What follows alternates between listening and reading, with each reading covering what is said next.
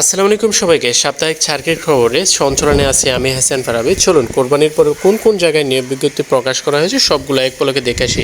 সর্বপ্রথমে আপনারা দেখতে পাচ্ছেন বাংলাদেশ শিশু একাডেমি, এখানে জনবল নেওয়া হবে 50 জন। কারা অধিদপ্তরে চাকরি, এখানে জনবল নেওয়া হবে 174 জন। বাংলাদেশ বিদ্যুৎ উন্নয়ন বোর্ড, এখানে লোক সংখ্যা নেওয়া হবে 246 জন।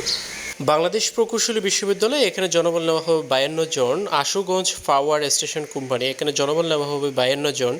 উপজেলা মা ও শিশু স্বাস্থ্য কেন্দ্র নিয়োগ, এখানে জনবল নেওয়া হবে 1390 জন। বিগ একটা সার্কুলার।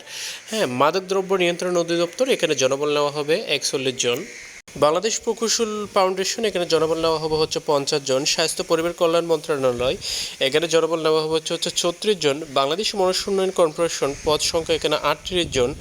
কাস্টমস, চট্টগ্রাম কাস্টমসে, এখানে এটা রংপুরে, এখানে পদ সংখ্যা আপনার 76 জন। বাংলাদেশ মহাকাশ গবেষণা ও অনুধাবন প্রতিষ্ঠান, এখানে জনবল নেওয়া হবে 26 জন। জাতীয় জনসংখ্যা গবেষণা প্রশিক্ষণ ইনস্টিটিউট, এখানে জনবল নেওয়া হবে 13 জন। ডকইয়ার্ড অ্যান্ড ইঞ্জিনিয়ারিং ওয়ার্কস, এখানে জনবল নেওয়া হবে 10 জন। কুষ্টিয়া মেডিকেল কলেজ হাসপাতাল, এখানে জনসংখ্যা নেওয়া হবে 24 জন। জেলা প্রশাসক কুমিল্লা, এখানে জনবল নেওয়া হবে আপনার পদ সংখ্যা 21 জন। বাংলাদেশ প্রকৌশল বিশ্ববিদ্যালয়, এখানে পদ সংখ্যা 30 জন। জেলা প্রশাসক কুষ্টিয়া, এখানে জনবল নেওয়া হবে 31 জন।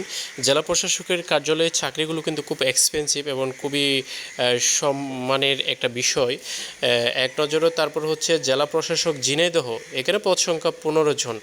জেলা প্রশাসক ফেনী, এখানে পদ সংখ্যা আপনার 8 জন। জাতীয় কম্পিউটার প্রশিক্ষণ ও গবেষণা একাডেমি, এখানে পদ সংখ্যা 10 জন, এখানে জনবল নেওয়া হবে 10 জন। চট্টগ্রাম বন্দর কর্তৃপক্ষ, এখানে পদ সংখ্যা 28 জন। প্রতিরক্ষা মন্ত্রণালয়ের চাকরি, পদ সংখ্যা 17 জন। অনেক গুরুত্বপূর্ণ নিয়োগ কিন্তু প্রকাশ করা হয়েছে। ঢাকা ইপিজেড হাসপাতাল, এখানে পদ সংখ্যা 4 জন। ভূমি আপিল বোর্ড, এখানে পদ সংখ্যা 15 জন। ধন্যবাদ সবাইকে। আমার চ্যানেলের পাশে থাকবেন। চাকরির সবচেয়ে সবার আগের আপডেট যদি জানতে চান, আর সাবস্ক্রাইব করে আমার পাশে থাকবেন। দেখা হবে পরের ভিডিওতে। আসসালামু আলাইকুম।